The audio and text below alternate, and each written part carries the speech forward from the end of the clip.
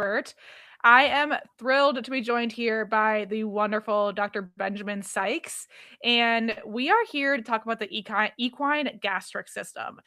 Dr. Ben Sykes is truly the expert on all things ulcers, and he is going to walk us through kind of the right way to think about ulcers, the way to treat them, kind of the way just kind of help us myth bust a lot of the information that we have out there. So, Ben, thank you so much for joining us. Oh, pleasure. Pleasure to be here. Thanks for having me. Yeah, and before we jump into the questions that we have here, which we have an extensive list of questions that we'll get to, but I'd love to start by kind of getting to know you a bit better. For any riders or horse owners who may not know you that well yet, can you give us a quick overview of your background and how you arrived at the work you're doing today? Yeah, sure. So I'm Australian, if the accent hasn't given it away already. Australian based, but I've had the opportunity to work around the world. I graduated and have worked in equine practice ever since. So I graduated 27, a little bit over 27 years ago. Fun fact is I'm not a horse person. I didn't grow up with horses. I don't come from a horsey background. I sort of came into it as part of really professionally. And so I've worked with horses for that period of time. I did my initial work in Australia, then postgraduate specialization in the US, Leesburg, just outside of Washington, D.C. And then I went to Europe for 6.5 years and worked in Finland, particularly with European sports horses type stuff. And that's really where I started developing my interest in gastric ulcers, warm blood sports horse population, such a common disease. We were just starting to recognize the difference between squamous and glandular and a real frustration with treatment response to glandular. So I moved back to Australia about 16 years ago. And when I did, I shifted from predominantly clinical work more across to a research setting and really started looking at that question, particularly around glandular gastric disease and treatment and management of glandular gastric disease, and have really spent the last sort of 16 years working in that space.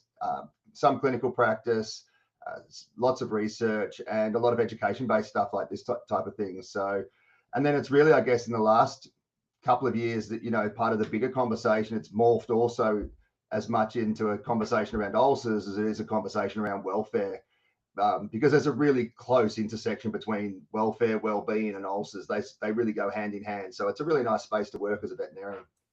Yeah, absolutely. And it seems like, at least from my point of view, it seems like there's been a lot of information, like it's a field that is continuing to learn a lot. Like we're continuing to learn new things kind of on the regular, which I'm sure makes it really interesting. Yeah, I think the umbrella is getting bigger. What's underneath the umbrella. So, I mean, if I look back, even in my own career, and I look back at what we were educating 3 to 5 years ago, it was very technical. It was really a very technical discussion. And in that period, there's been a big shift now to a much more horse-based discussion, being much more horse-centric, focusing on the welfare aspects. I like gastric disease as a horse vet because it's very hard to have good gastric health without good overall well-being and welfare of the horse. And in fact, a lot of what we see as drivers of gastric disease are impositions we make in terms of horse management that then are reflected by disease. So the stomach to me is a really nice reflection of the horse's overall well-being. And we can use it as such. We can use it as if we see gastric disease, it shouldn't just be that we want to treat the gastric disease. We want to be understanding why is the gastric disease there, because we want to improve. That should be our signpost to say, hey, let's look at this horse's environment. Let's look at this horse's lifestyle. Let's look at this horse's well-being, and not just try and make the disease go away, but fix the underlying drivers of disease to improve the horse's situation in life.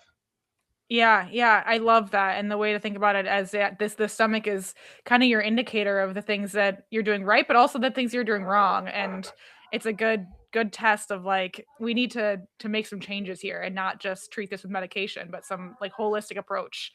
That makes perfect Yeah, sense. it's like the warning light in your car. The yellow warning light goes off and says oil. Okay, you put some oil back in, but you also ask, why am I using so much oil? And it's thinking about it as an indicator that there is more to the story than just a need to give medication or supplements or deal with the problem. We have to look for the underlying causes. Absolutely. Um, Okay, so do you mind starting us off with giving us kind of a clear science-based overview of what equine gastric ulcers actually are and the different types that we're talking about? Yeah, absolutely. So this is really important. It's a great question to start with because without this, we're really just sort of wandering around aimlessly, and we get a lot of crossover and a lot of confusion. So when we talk about equine gastric ulcer syndrome, we're really talking primarily about two diseases in the adult horse. Um, the best way to think of it is the horse's stomach is a single chamber, so it's a big single chamber, about 4 gallons, but it has two separate linings. So the lining on the top half of the stomach is like our skin. It's a squamous mucosa, and it's like our skin. It's like our esophagus. And very simply, it doesn't like acid. Ironically, it's living next to the acid factory, which is the bottom half of the stomach. And the bottom half of the stomach is the glandular mucosa, and it's more like our acid as humans. It makes acid. It's used to living in acid, but different factors have caused disease there. So the normal protective mechanisms that exist in the horse's stomach, which is really, and we'll talk more about hay and we'll talk more about chewing than you ever cared today, because it's so central to squamous disease risk. But normally we have a big ball of food in the horse's stomach, and that stops the acid from the bottom of the stomach splashing up onto the top. And when we disrupt that, we get acid splashing onto the top, and effectively we get a chemical burn, and that's squamous ulcers. And they're the ulcers we've talked about for 25 plus years. They're the ones we know the most about. The ones on the bottom half of the stomach in the glandular mucosa are more like human ulcers, but they're not caused by bacteria like humans. We're not sure what causes them, but what we see is an area that's used to living in acid with normal protective defense mechanisms. Those mechanisms break down for some reason, and then we get acid exposure to the actual surface of the tissue, and we get a burn, which is also an ulcer. So it's really important to separate those two because although they're both under the same term, they're effectively entirely different diseases. And so we talk about them as almost distinctly different diseases. We talk about squamous disease as one disease and glandular disease as another. What we do to treat and prevent one is different from what we do to treat and prevent the other, although there are crossovers at a high level. Yeah, yeah, absolutely. That is a great, very clear explanation. So, why do ulcers remain so common, even in horses that appear to be well managed?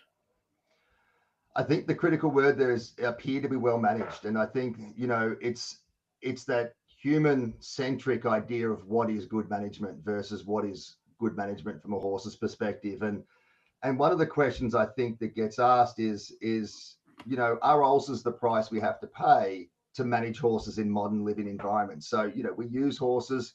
Um, I'm utilitarian. I think that we can use these horses. But I think in return we have a real responsibility to ensure their health is optimized. And so it is management factors that contribute to disease. We know when we look at, there's not a huge amount of data on feral populations, but we know when we look at feral populations, as a rule, they have less disease than managed populations or domesticated populations. But also we can look at, I'll use an example. So we have our own horses here, and I think going back to that management, we look at management and say, well, the horse has got a nice stable, it's got food, it's warm, therefore it's well looked after. And I think it's confusing welfare with love, or care and welfare. They're different things because care is often human centric. We're thinking we care for an animal because we provide the things that we think are important. I think what's happened in modern management systems is we've moved away from thinking what is the horse think is important. And the ones that I really think are important, the primary ones, obviously free from disease, but also the three F's: friends, forage, and freedom. And providing those three F's is really the difference, I think, between a lot of horses' risk for gastric disease and their risk of not having gastric disease or reducing their risk of gastric disease. So when we look at modern management systems, we need to ask that question: are we providing the three F's to these horses? When we see gastric disease in a modern management system that appears to us to be ideal, we need to put ourselves in the horse's position and say, from the horse's perspective, are we fulfilling its basic needs? Because those basic needs then flow on to the risk of gastric disease. Yeah, yeah, I think that that is it. that misconception of like my horse is well loved versus my horse is actually getting the things that they need in order to remain healthy. I think is something that a lot of people like a lot of I'm sure a lot of people run into that. Um, from a research perspective, what has changed most in our understanding of ulcers over the past decade? I think if we talk about squamous ulcers, so they're the ones we've talked about for 25 years. They're a chemical burn. For 25 years, we've been saying we know the big driving risk factors for squamous disease are inadequate forage or roughage, hay, and too much carbohydrates. Now, in the US, too much carbohydrates really isn't a problem in the vast majority of sports horse settings. When I say sports horse, I sort of mean the show jumpers, the hunter jumpers, the weekend dressage horse, up to elite level, versus say endurance horses or race horses. It's just sort of separating those out. To me, sports horse is a very big umbrella that covers amateur through to Olympic level, recreational slash sports riding. So we've been talking about free choice hay and no carbohydrates, and they're the cornerstones of disease when we look at risk factors for disease. But again, we haven't really looked at it from the horse's perspective. So one of the things I think that becomes a real sort of epiphany is hay only protects the horse's stomach if it's inside the horse. So providing free choice hay and put it in the horse's stall only works if the horse actually eats the hay. And then we've started to recognize more and more so that eating is a really complex behavior.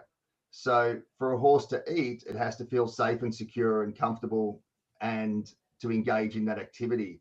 Now, there are some horses that'll eat no matter what happens in their life. That's what they do. They're good on the food. But there are plenty of horses that when we disrupt their normal lifestyle, we change their eating behavior. And then that change in eating behavior is reflected in an increased risk of squamous disease. So that's what's changed recently is we've started to recognize it's not enough to just put the hay in the stall and expect the horse to eat it. We have to then look at those factors. And the first thing I would say to an owner who's not sure is to measure the hay intake.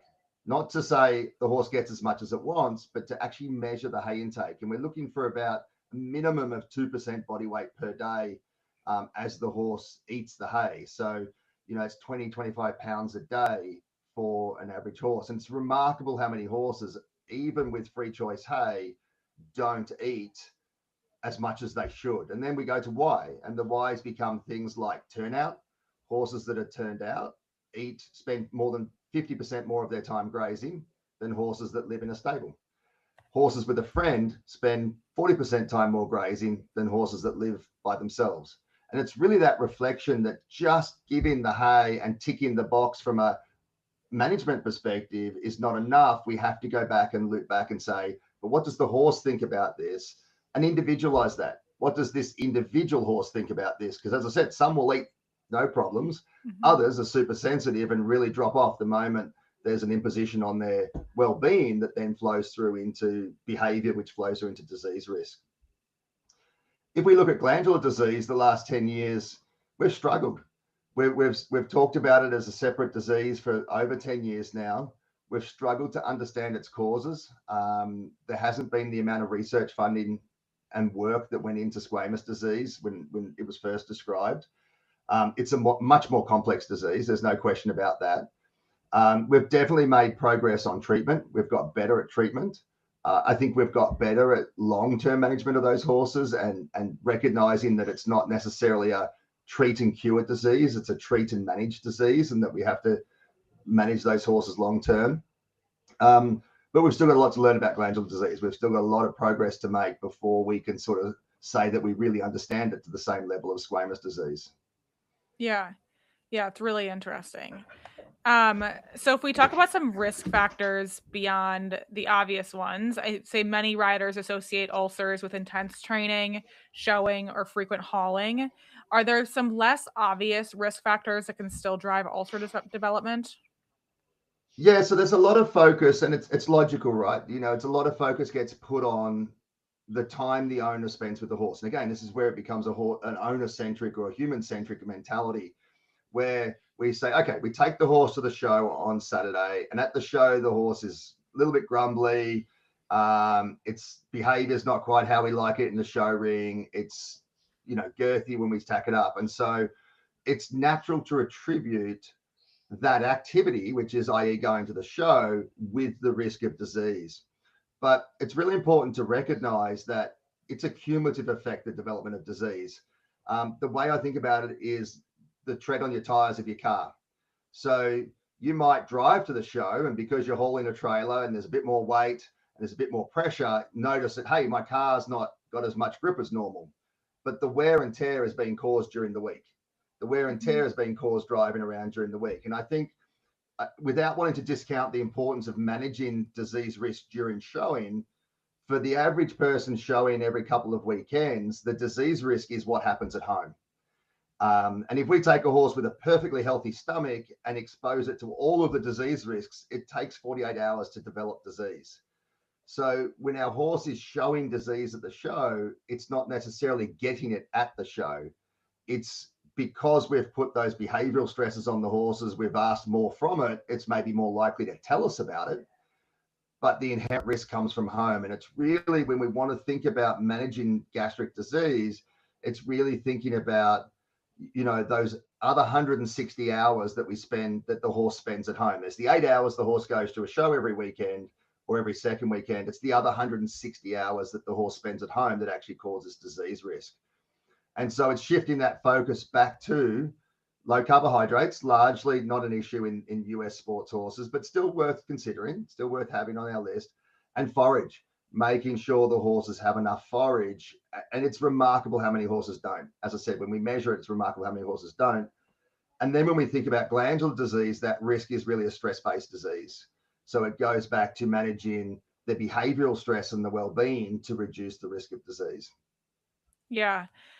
It's really it is really interesting, and just the amount of knowledge that you have on this topic is astonishing. Um, how much does low level but chronic stress matter compared to acute stressors?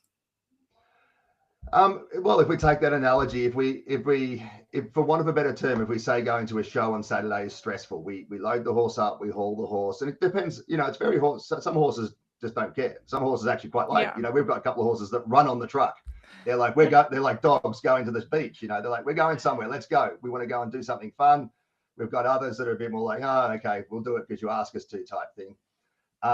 So if we think of that as an acute stressor, or if we think about, and again, it's that time from an eating perspective, from a squamous perspective, it's 48 hours that it takes from scratch to develop disease. Glandular disease is less clear, but it's probably longer. It's a chronic low-grade stress disease. We don't induce it in one weekend. So it's that chronic low-grade stresses in the horse's life that A, cause glandular disease directly, and B, potentially contribute to squamous disease indirectly by influencing eating behavior and therefore changing the risk of squamous disease. So it really is. It's thinking about those other factors than the obvious. And it's human nature that we see the obvious because that's the one that we're in front of the horse.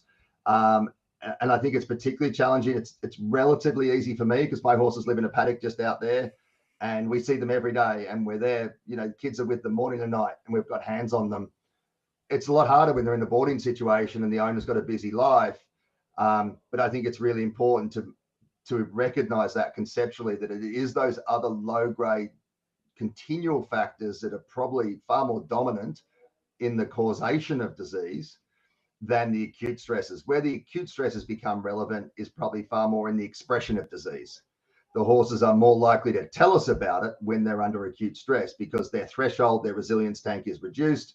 They're more likely to express, undesirable behavior or, give a signal that something's not the way that they're not happy, which points us in the direction.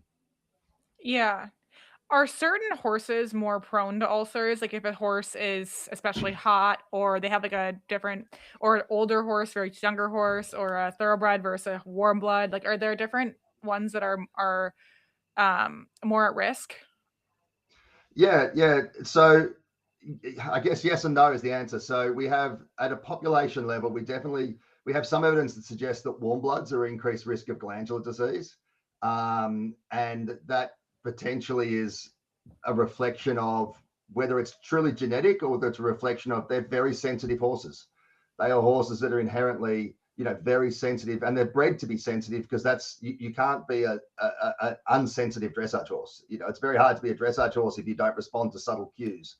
And so we breed horses that are inherently very finely tuned to what's going on around them and signals, and then those horses are in turn potentially increased risk of disease. And certainly from a glandular disease perspective, the warm blood sports horse, the warm blood dressage horse is kind of the poster child for the risk of glandular disease and also showing clinical signs associated with glandular disease, because when they have disease, they're more expressive. Thoroughbreds, thoroughbreds from a squamous disease point of view, very much are at the top of the list, but that's a management thing. That's if we take horses and put them into the thoroughbred endurance, high intensity, high management intensity lifestyles, then that's where we see our squamous disease risk. We see less of it in warm bloods because they tend to have less intense management. But again, you get to high level warm bloods, Olympic or national level horses where they're continually exposed to risk factors, then their risk is going to go up. So yeah, squamous disease follows the risk of management. The more intensive the management, the higher the risk. Glandular disease is more horse centric, more individual, more breed based, and then individual personalities. Horses that are just less stressed or less likely are probably less likely to get disease versus horses that are more naturally stressed. And then also the horses that are more naturally stressed, I think, are more likely to act out, more likely to demonstrate clinical signs than the horses that are more stoic or reserved, like a standard bred or something like that. They're very stoic, reserved horses. Yeah. And what about age? Are younger horses more prone to ulcers or older horses, or is there not really a correlation there? It moves around, depends. You can sort of cherry pick the data and you'll get one that says one, another that says the other. I personally don't worry too much about things like the age of the horse or the sex of the horse or those types of things, because we can't change them. They're inherent to the horse. The breed, I think, does have a potential role, especially in our warm bloods. But I think about they're all at some level of risk. Once we put them into a management environment, they're all at some level of risk, and then it really becomes about the management. So I focus much more on the management and then that individual horse's intersection with management, regardless of its age, sex, or breed. It's the management and the individual horse's intersection with management that I'm looking at, rather than saying it's a 10-year-old warm blood gelding, therefore its risk is slightly higher than being a 6-year-old thoroughbred mare. Right. Okay. Makes perfect sense. Okay. Let's talk about we've touched on forage and feeding and management, but what role does alfalfa truly play in buffering stomach acid? Is it as protective as people think? It's a bit of both. So, I mean, alfalfa definitely has some benefits. So when we think about alfalfa, it has some natural buffering capacity. And so that additional buffering capacity has some additional benefit in terms of soaking up the acid that's made in the stomach and protecting the squamous mucosa. So we're really specifically talking about squamous disease here rather than glandular disease. There is some evidence that including alfalfa in a diet might also reduce glandular disease risk. We're just still working through exactly what that means and how. But there's a big caveat to the alfalfa conversation in squamous disease risk. The first is it must be part of a balanced diet. So we don't want our alfalfa only diets because of our calcium and phosphorus imbalances. So I think of their base diet being grass hay, and then alfalfa is is strategically fed for specific purpose. The other is we cannot be feeding alfalfa and then saying, well, it's really nutrient dense, my horse is struggling with its weight, I'm going to reduce its other hay. That becomes counterproductive. It becomes counterproductive to reduce the total. The most important factor is the total amount of hay that the horse is eating. A secondary factor is going to be that type of hay in terms of alfalfa versus non-alfalfa. And then the third is it's become really popular to feed alfalfa cubes and alfalfa pellets pre-exercise for their buffering capacity. And there's some potential benefit for that. But what that misses is the importance of chewing, and it misses the importance of long stem fiber length.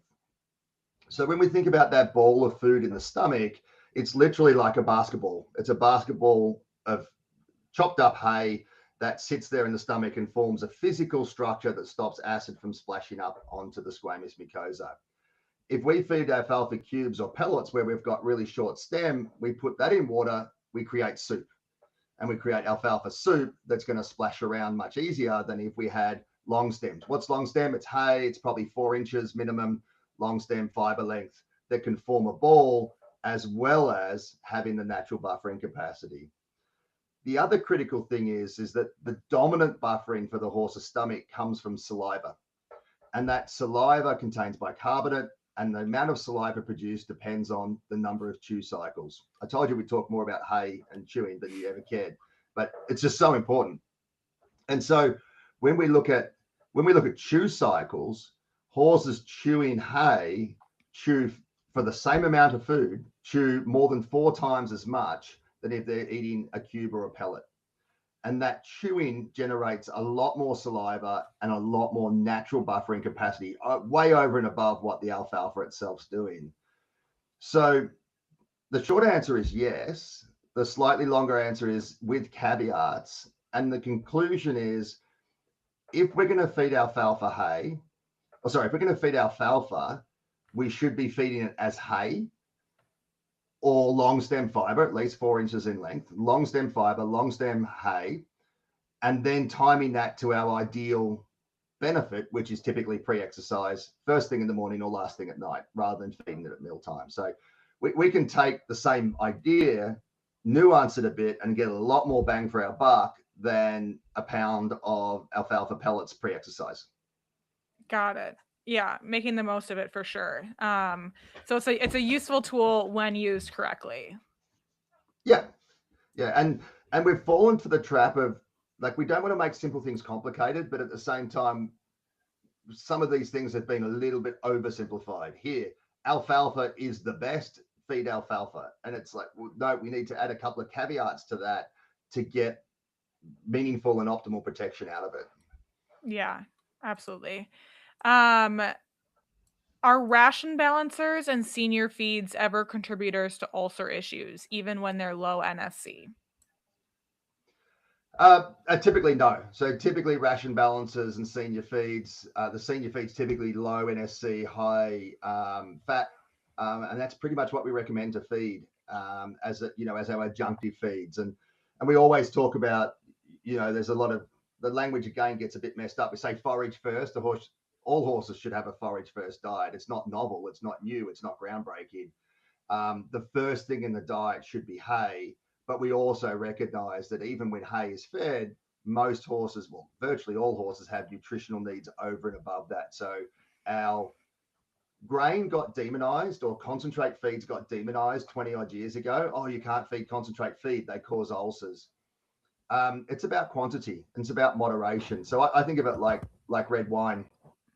So if I drink a glass of red wine every day, it's not going to hurt me. It might actually have some mild health benefits, depending on which data you look. If I drink 2 bottles of red wine a day, that's not good for me, even as an Australian. And grain and concentrate feeds are the same. Fed appropriately in appropriate amounts, they bring a lot to the horse's diet. They need those ration balances. They need that vitamin mineral balance. They often need extra protein. Fed excessively, they become a disease risk. And so it's about finding that balance between meeting the needs without becoming excessive. It's not about being absolutism and saying my horse can't eat grain because it has ulcers. That really isn't true in all but the most rare of cases. Yeah. Yeah, I mean, most of this stuff is not binary. It's just doing everything kind of correctly to the science. Um, okay, we got a question from one of our members, Ashley, and she gave us a bit of background on a friend of hers who is having ulcer issues with her 2 horses. She said her friend has 2 trail horses. They're aged 10 and 18, and they experience frequent ulcer flare-ups despite seemingly excellent care. These horses work lightly a few times per week, are hauled short distances to familiar trails, have free choice hay 24/7, are fed low NSC feeds in small meals, are stalled only briefly for feeding, live in pasture with shelter and comfort focused management, and they've been treated successfully with scoping confirmation, but ulcers seem to return repeatedly and scoping isn't financially feasible. Her questions for you are, when you hear a case like this, what possibilities immediately come to mind? Yeah, so the first question I'd ask is it squamous or glandular? Because they're going to be very different scenarios there. From the management described sort of ticks all the good boxes for squamous disease and a lot of the good boxes for glandular disease as well. Um, I would certainly look at the feed consumed. That would be the first thing. The first thing I'd do is, even if there's two horses together, just measure the actual consumption, because I mentioned before the impact of having a friend, the impact of turnout. They're both really important, but we miss things as simple as palatability, and how much does the horse actually eat? Is the hay palatable? And it's remarkable how we can look at hay and think it's great, and the horses don't. And how their taste changes over time and stuff like that. So the first thing I do from a squamous point of view is I would look at measuring hay consumption over a week and making sure that they're consuming an amount that is appropriate. And if not, then I'd go back to my hay and say, well, do I need to look at a different type of hay? And that can be really challenging. Getting good quality grass hay that's palatable and suitable for horses can be really, really challenging, especially when there's so much what I call dairy cow hay getting pushed into the horse market, really nutrient dense type hay, which probably isn't an issue here. So that's the squamous disease. That's where I'd start. I'd also take those things like the alfalfa and stuff like that and look at using them strategically. So it's never really made sense to me to feed alfalfa at morning meal and afternoon meal, to feed the alfalfa hay at morning and afternoon meal time. The horse has already got protection. Take that alfalfa hay, feed it very first thing in the morning to break that overnight fasting cycle. Feed it very last thing at night, or feed it before exercise or transport. Really focus on those. The trail horse is doing a little bit every day. And so nothing you describe sounds like a terribly big risk, but it can be cumulative over time. So really focus on every day, that little bit every day, just reducing the risk. Glandular disease is a bit more complex. They certainly tick all the boxes for glandular disease in terms of prevention and risk reduction. It's definitely much more of a horse individual level disease. So even within good management, we'll see glandular disease be problematic. And so sometimes we move from trying to treat it to long-term management around the things that are being done, doing other things like, particularly if we're worried about the majority of the time that the behavioral signs are typically expressed during riding. That's the most common state, either during tacking up or during riding. So we start thinking of it as a behavioral disease. We start saying, okay, what can we do in addition to the background? What can we do in that window to improve the association the horse forms with riding? So pre-exercise feeding is a big one for most horses. And this is where alfalfa cubes and pellets can be really useful, because we're not worried about the squamous. We're worried about just making the horse happy and have the horse enjoy the experience. And then thinking about and grooming, massage. Every single study that's ever looked at massage in the horse that I know of has shown a positive benefit, whether you do it once or 100 times. Something as simple as massage, grooming, just slowing down, taking that little bit of time. And we're all offenders of this. I'm the worst offender, to grab the horse, throw the saddle on and go and do something. But pressing the pause button, I've got 2 teenage daughters. They do all that stuff, which is great for the horse. Those types of things, I think, are going to be really relevant. And then the last factor is making sure there's not something else there as well that's driving the process or contributing to the process. So we recognize, for example, lameness or musculoskeletal disease, pain. A mimics clinical signs of gastric ulcers, so the horse's behavior is the same. That's the ridden horse pain ethogram. But B is also a driver of disease. So we recognize that horses with non-gastric, i.e. musculoskeletal disease, lameness, are less likely to respond to drug treatment for glandular disease, because the pain itself is a driver of disease. And until we remove that secondary driver, the disease is just going to keep circulating. And so taking that step back and having that really holistic view of the horse's management and the horse's big picture and its job is really important. It sounds like they're doing a lot of things right, and it's just trying to add those things around the edge And it's remarkable how often when you start chipping away and someone will come back and say, I found it. It took me 3 months, but I've actually found the thing that's driving this. And now I can change that and I get benefits. So don't give up. You're doing lots of things right, but don't give up. Keep looking would be my advice. Yeah. Yeah, I think that's really actionable advice, and I think that that is, um, a great way to set them on their way to finding a solution for these horses. How do you approach managing horses with relapse patterns rather than one-off ulcer episodes? Yeah, so for squamous disease, I'm always going to try and manage the disease out. I'm always pushing to manage the disease out. And I mentioned this earlier, the question comes up is this just the price we have to pay? Is this like or the horse, to be fair, is it the price the horse has to pay? Because we've got to be, careful who's paying the price. A squamous ulcer is the price the horse has to pay to be a competition horse. And we we have our competition horses here. We have a string of between 8 and 10 competition horses at any given time.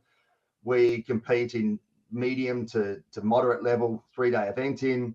We travel during the season every second weekend. And when I say travel, we haul about 6 to 8 hours in each direction. So we haul out 6 or 8 hours on Friday, 6 or 8 hours back on Sunday. So we tick a lot of the boxes for a stressful lifestyle for these horses. At the end of the last competition season, I scoped out 8 horses. Not a single one of them had squamous ulcers. And I did it again in the middle of the competition a year behind now. Last competition, I did it again in the middle. Not a single one had squamous ulcers. And it's like, okay, so these horses are ticking all the boxes, but we don't have disease. And then I had the opportunity to scope one of our Olympic level riders eventing horses. So now we're talking 1, 3, 5-star eventers and his top string of 10 horses. And these horses, middle of the season, competing at elite level, not a single one of them had squamous disease. And it really came down to the management. These horses live in a very ideal environment, and we acknowledge that it's an ideal environment because we have the space to do it. But I think what it does is it refutes the idea that ulcers are a necessary price to pay. And so if I see squamous disease, I'm always going back to that management. How can I change that management? How can I improve that management? How can I adjust eating behavior? One of the really cool things that's coming out scientifically is AI-based technology that allows us to put a camera in a horse's stall and not just watch it in case it's got colic or something like that, but actually document its behavior. So document with AI, how much time of the day does the horse spend eating? How much time does it spend resting? How much time does it spend down sleeping? Because that's another big factor. And I think we're just on the cusp of how we can bring that in to objectively measure the things that we've been talking about.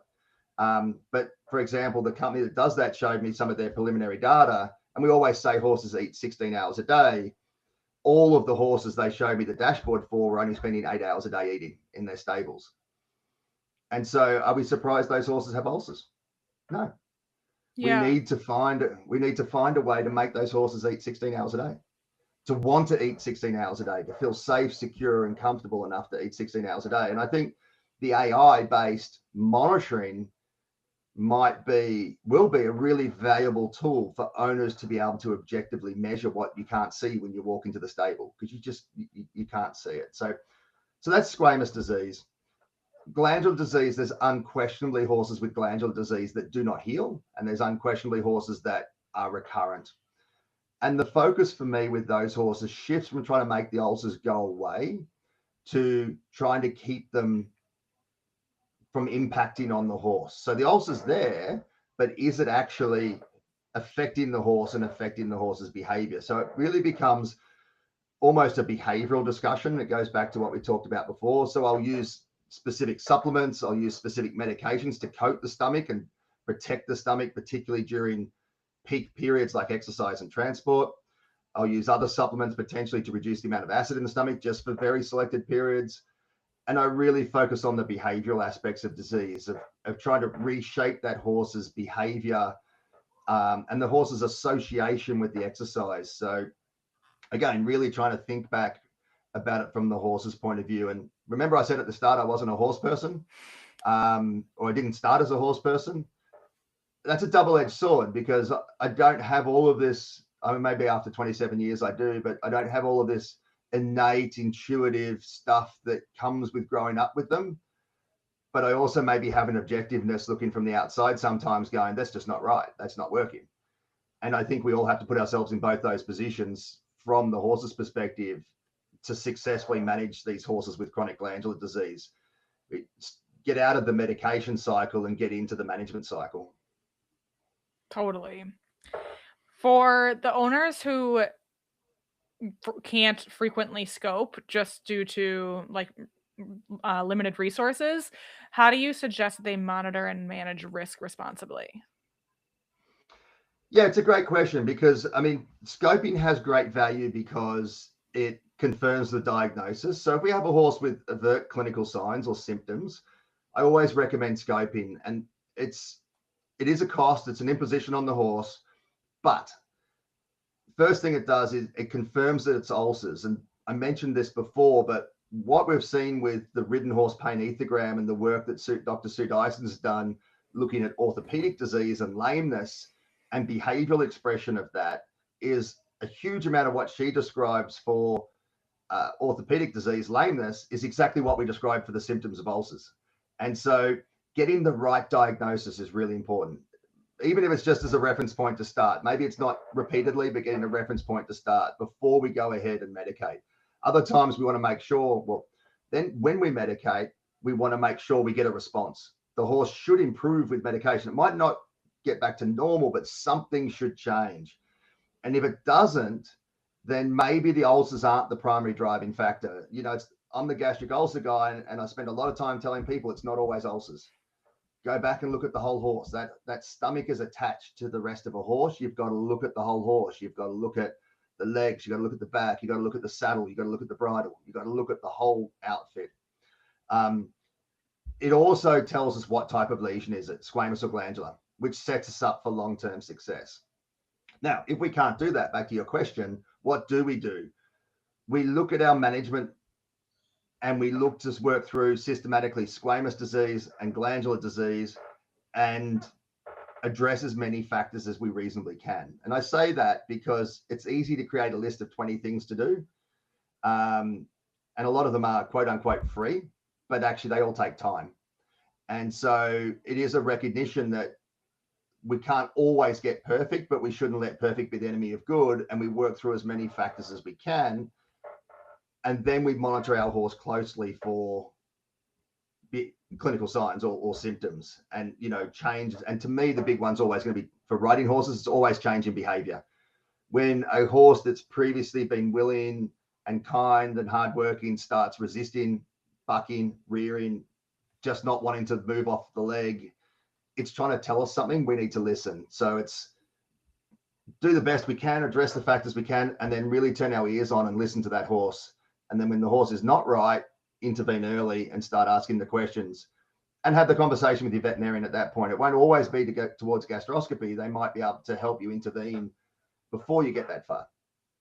Yeah, I think that is really helpful advice. Let's talk a bit about treatment protocols. What treatments actually work long term? Are there certain medications that you're a fan of, or what are your thoughts on that?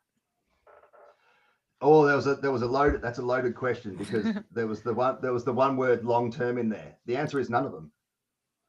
No treatment works long term, and treatment's not a silver bullet or a crux for management. So if we take squamous disease, omeprazole, which is the registered drug, is highly effective. It's not 100% effective, but it's highly effective at reducing the amount and the severity of squamous disease. If we change nothing in our management, so if we take this horse and say it got ulcers under management conditions A, we treat it typically for 28 days and we change nothing, the ulcers can be back to as bad as they were from the start within 3 days. So we've got data from racehorses that ulcer recurrence back to within 3 days. So the treatment did nothing. I mean, the treatment made the horse feel better for a month, but in terms of curing the disease, it did nothing because we didn't change the underlying driving factors. So for me, when we think about squamous disease, Treatment's a circuit breaker.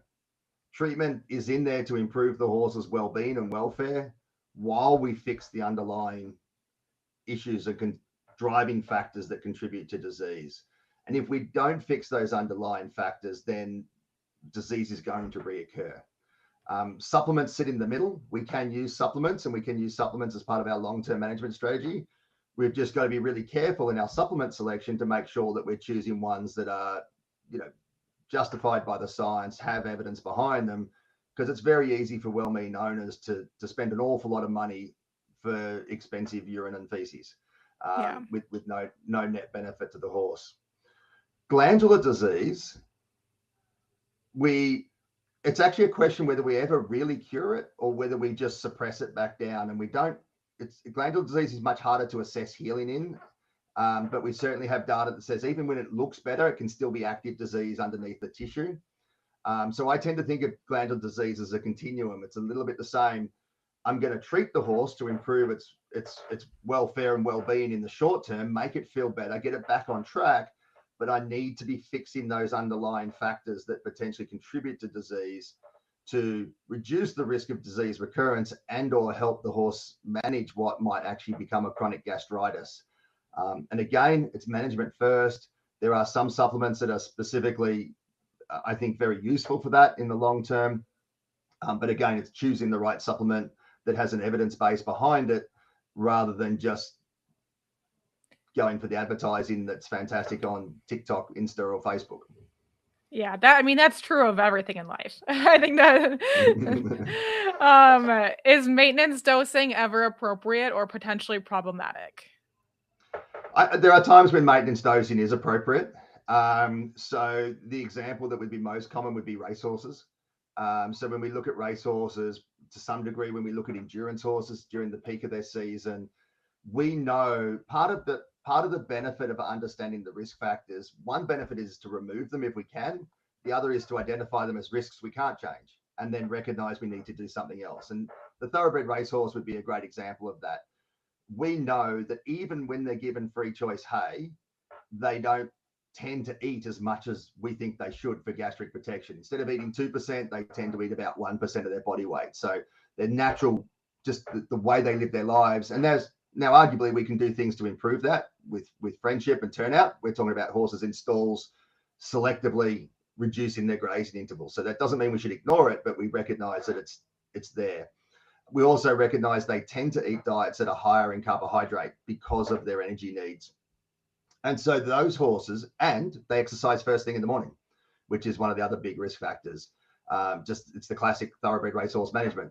So those horses, when we look at those risks, it's very hard to say that ulcers aren't a risk for that horse. And so either long-term prophylaxis, or I prefer more sort of targeted periods of prophylaxis. So rather than have them on it continuously, I tend to try and be more specific and targeted. And I'll do the same thing for sports horses.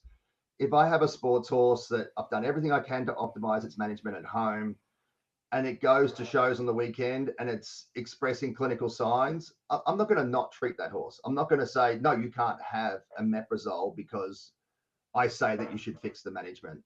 That's not realistic, and it's not fair to the horse.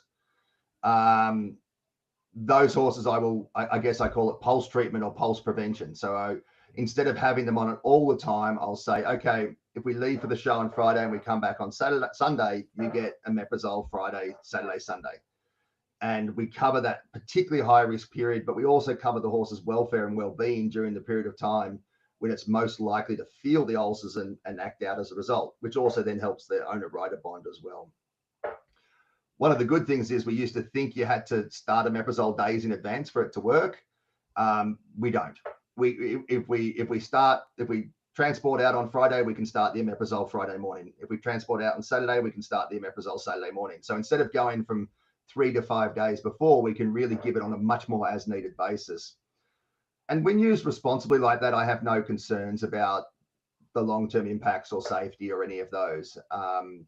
I think it's the moderation answer. It's about and not using it as a silver bullet, using it as a tool in the toolbox alongside a broader range of other strategies that are management centric, horse centric, and pharmaceutical or supplement centric. Yeah. Yeah, I think that's all really helpful information. You mentioned the clinical signs that they could give you while you're at a horse show. You might have already detailed what these are, but if you haven't, what are the clinical signs that you're looking for? Yeah, so again, we separate a little bit from squamous glandular, but we don't have huge data on this.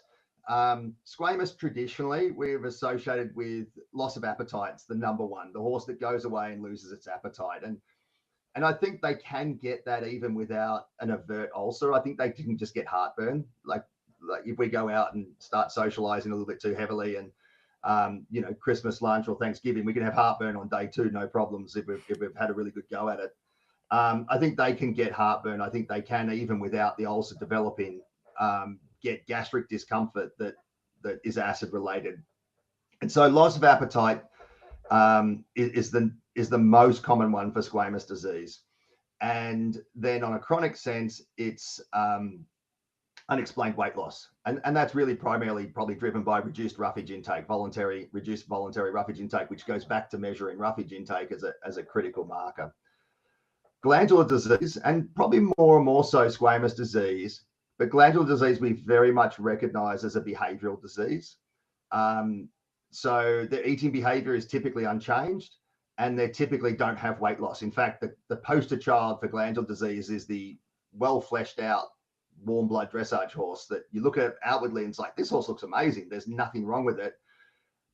But its manifestation of disease is behavioral. Its manifestation of disease is pain-based behavior, primarily during riding, but also potentially during tacking up. And so we'll see resistance, we'll see unwillingness to work, we'll see it's I think change is the most important thing. Horses are a spectrum of behaviors, but when we see a nice, kind, willing horse stop wanting to work, it's trying to tell us something. And our response shouldn't be to force it through that window. Our response should be to say, why did you stop wanting to do what you've always done so willingly for me? And I think that's where you asked about change in the perspective. I think that's been a huge industry shift in the last couple of years from saying, just force the horse through it. That's what we have, whips and spurs and gear, and force the horse through it, to actually let's turn our ears on and say, this horse is trying to tell us something. We need to actually figure out why it's behaving like this, address the cause as well as trying to address the behavior. Yeah, I think that is such a great. I mean, hopefully the whole equestrian world is moving in that direction of like of taking a really empathetic approach to their horse management and making sure that we're giving the horse what they need, both on while we're riding them and in the barn and all kind of throughout their life cycle. So a lot of really, really tangible takeaways from this conversation, Dr. Ben Sykes, and I really appreciate so much you sharing your expertise with us. Before I let you go, I want to give you an opportunity to share, is there anything else really? I mean, I'm sure there's hours and hours and hours worth of more information that we could learn from you, but is there anything else that you would just want every rider to take away from this conversation? Is there a mindset shift or 3 daily habits that you wish that every rider kind of added to their routine in order to support their horse's gastric health? My take home, I think, from where we are as an industry is change is hard. All change is hard. It doesn't matter what type of change it is. It's very hard when it's something that you're heavily emotionally invested in. It's very hard when it's something that, for want of a better term, you've been indoctrinated into a certain way of doing something, and that is the horse culture. This is the way it's done, and you will learn the way it's done, and you will do it the way it's done. I've talked to my colleagues about this, veterinarians, and we've all had this really uncomfortable realization about how many horses we've sort of missed the point on, how many horses our job has been to push the horse past, push the horse through. And I think my take home would be is we need to take that step back. We need to take that step back. We need to have that uncomfortable conversation with ourselves, and we need to be willing to change our practices for the horse's benefit. And it doesn't have to impact on our experience. In fact, if anything, it can enrich our experience. And And the example I would give is, and I've come up through the sort of the standard ranks as an adult rider. I no longer ride with a whip. I have a fantastically willing, brave horse that we jump 80 centimeters, 2.5 foot cross country courses on. He loves jumping. And I've come to the realization if I need to hit him with a whip to make him go over a jump, I'm missing the point.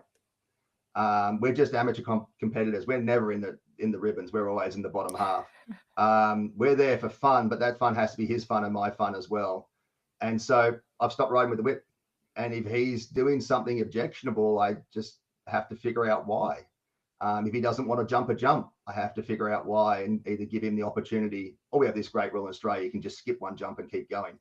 But that's to me is the take home is what we've been taught really, and what we know now, I think are very, very different things in the horse industry. And we have to be individually, as people and as an industry, open to really uncomfortable change if we want our industry to sustain itself, and we want our horses to be healthy and happy. Man, yeah, mic drop. I could not agree with that more, that sentiment, and the actual changes that you're making with your own routine with your horse. Like, these are the kinds of things that are so important, and for your horse's gastric health, but also like your horse's overall well-being. So I really respect that, and am fully backing that approach to your relationship with your horse. So I love that. How can people follow along with you, get in touch with you? Is there anywhere for them to kind of access your community? Yeah, so I've got Facebook. I've got a work Facebook account that we can share, and LinkedIn as well. They're really the sort of the best ways to get a hold. I publish research and stuff on that as well as sort of, I guess, for one of the better terms, social commentary. Advocacy maybe is probably the better. It depends how you see it, whether you're on the receiving end or the giving end. Yeah, so Facebook and LinkedIn are going to be the two best ways. I'm always happy to try and help people out with their horses, particularly if we can involve their veterinarian, really sort of close the loop that we all work together for a collaborative purpose. And so, yeah, and I do a lot of that and I really enjoy it. Amazing. Well, everyone follow along with Dr. Benjamin Sykes, a total expert on this topic and just making moves in the equestrian industry as a whole. So we appreciate you so much. Thank you for sharing your expertise with us. And thank you everyone for submitting your questions. And we'll catch you next week. Bye guys. See ya.